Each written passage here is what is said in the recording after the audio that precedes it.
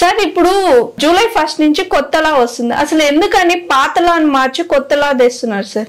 అది జూలై 1 నుంచి, ఎందుకంటే 2023లోనే అమెండ్మెంట్ అయింది సెంట్రల్ గవర్నమెంట్, పార్లమెంట్ లో పెట్టి కూడా దాన్ని పాస్ చేసేది బిల్లు పాస్ చేసిన తర్వాత 2023 తర్వాత ఏదైతే ఇండియన్ పెనల్ కోడ్ కానీ, ఇండియన్ ఎవిడెన్స్ యాక్ట్ కానీ, క్రిమినల్ ప్రొసీజర్ కోడ్ కానీ ఎప్పుడో బ్రిటిష్ పాలన నుంచి ఉన్న చట్టాలు అవి.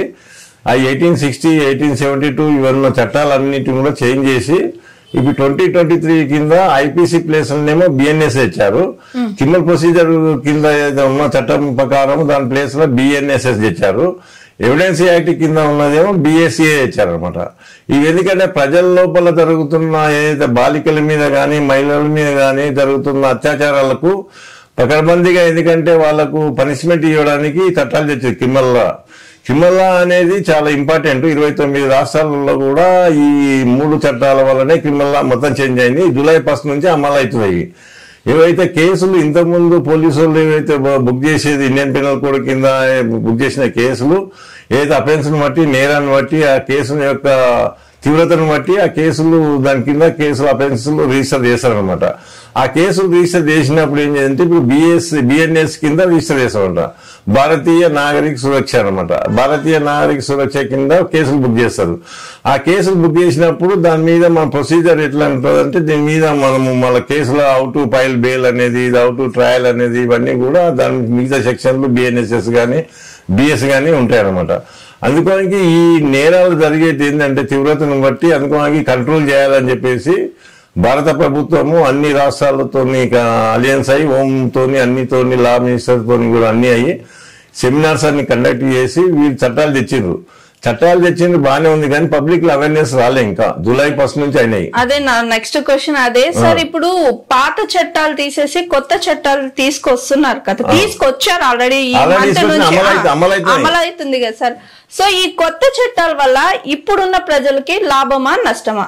ఇప్పుడున్న ప్రజలకైతే లాభమే. ఎందుకంటే ఎవరైతే నేరం చేస్తాడో అంత ఈజీగా బెయిల్ పొందడానికి ఆస్కారం లేదు ఇప్పుడు.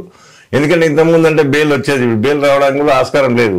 మహిళల మీద జరిగిన దాడులకు ఇప్పుడు బెయిల్ ఇవ్వడానికి కూడా ఆస్కారం ఉండదు. పనిష్మెంట్ కూడా చాలా లైఫ్ ఇంప్రిజన్మెంట్, డెత్ సెంటెన్స్ కూడా ఉన్నాయి అనమాట. అందుకని చెప్పేసి ఈ సెక్షన్లు అన్ని కూడా పకడ్బందీగా చేసిన కనుక ఎవరైనా నేరం చేస్తే భయపడ్డట్లు ఉంటుంది అనమాట. అంత ఈజీగా ఇంతకుముందు దాకా బెయిల్ పొందేటందుకు లేదు ఇప్పుడు. ఈ చట్టాలు అట్లున్నాయన్నమాట. అందుకని పకడ్బందీగా సెంట్రల్ గవర్నమెంట్ ఇచ్చి నేరాలను మొత్తం కంట్రోల్ చేయాలని చెప్పేసి ఏదైతే అఫెన్స్ మీరు అన్న ఒక క్వశ్చన్ అడిగారు, చాలా అఫెన్సెస్ జరుగుతున్నాయి, చాలా కేసులు రిజిస్టర్ అయినాయి. ఇప్పటి నుంచి జూలై నుంచి కంట్రోల్ అవుతాయి ఇప్పుడు. ఎందుకంటే ఆ కేసుల్లో బెయిల్ రావడానికి అంత ఈజీగా ఉండదు గవర్నమెంట్.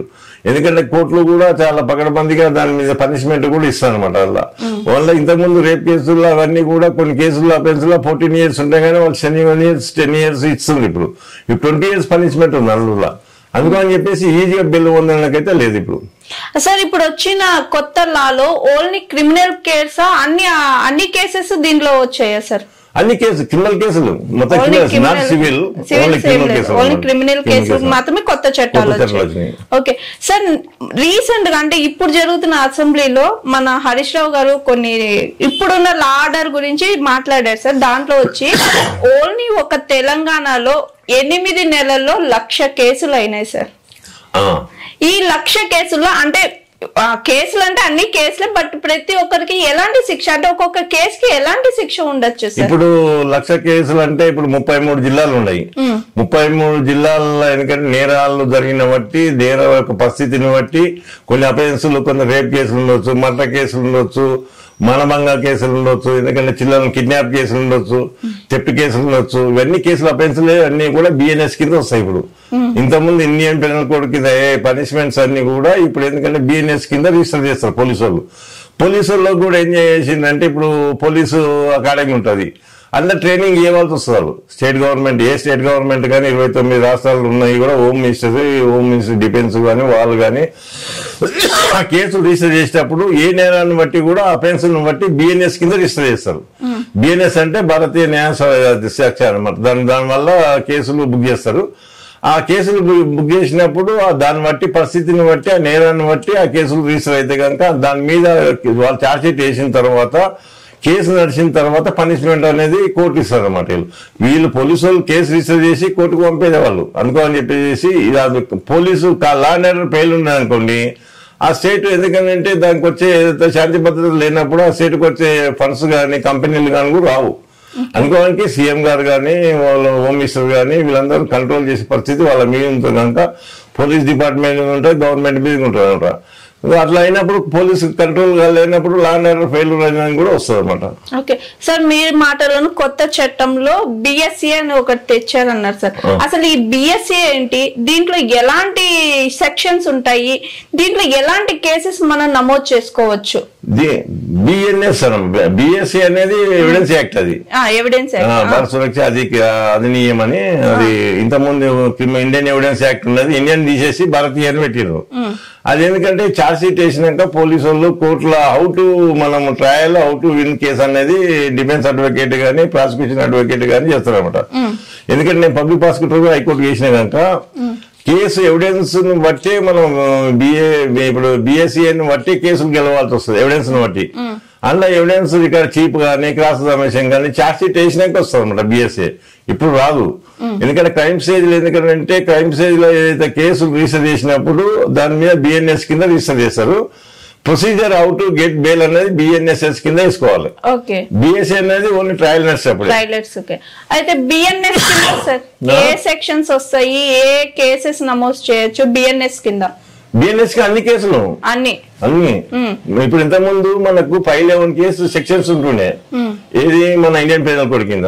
ఆల్రెడీ చేసి ఏం చేసిందంటే బిఎన్ఎస్ కింద 358 సెక్షన్లు ఉంటాయి. ఇప్పుడు చాలా సెక్షన్లు రెడ్యూస్ చేసిండ్రు, కొన్ని క్లబ్ కూడా చేసిండ్రు. అబెట్మెంట్ కానీ కాన్స్పిరెన్సీ కానీ ఇవన్నీ కూడా ఒక దాంట్లోనే కామన్ ఇంటెన్షన్ అని ఉంటుండే ఆ సెక్షన్లన్నీ ఒక దాంట్లో క్లబ్ చేసి ఒక సెక్షన్ చేసి రెడ్యూస్ కూడా చేసిండ్రు. అందులో ఈ బిఎన్ఎస్ఎస్ కింద సెక్షన్లు పెంచిండ్రు, వాళ్ళ బిఎస్సిఏ కింద కూడా సెక్షన్లు పెంచారు కొన్ని.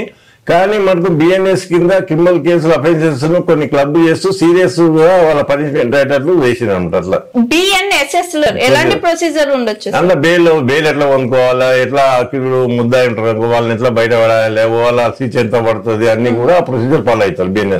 బిఎన్ఎస్ కింద ఇంతకుముందు ఎందుకంటే మనం 584 సెక్షన్స్ ఉంటుండే, ఇప్పుడు మనం 531 చేసినాం అనమాట.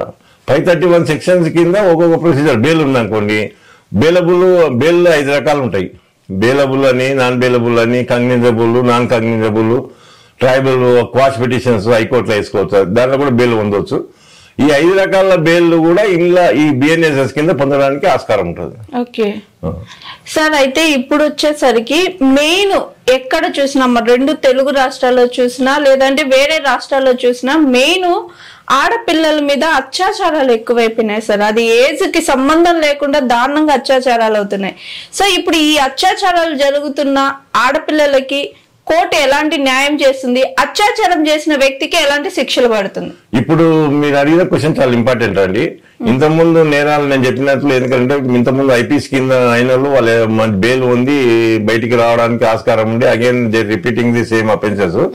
నేను పబ్లిక్ ప్రాసిక్యూటర్ ఉన్నప్పుడు హైకోర్టులో చాలా కేసులు పోలీస్ తరఫున నేను వాదిస్తుంటే కనుక అప్పుడు ఈ కేసులన్నీ అయ్యేది. అప్పుడు కూడా అప్పుడు బెయిల్ ఏ రకంగా చేసి వాళ్ళు పొందుతుంది.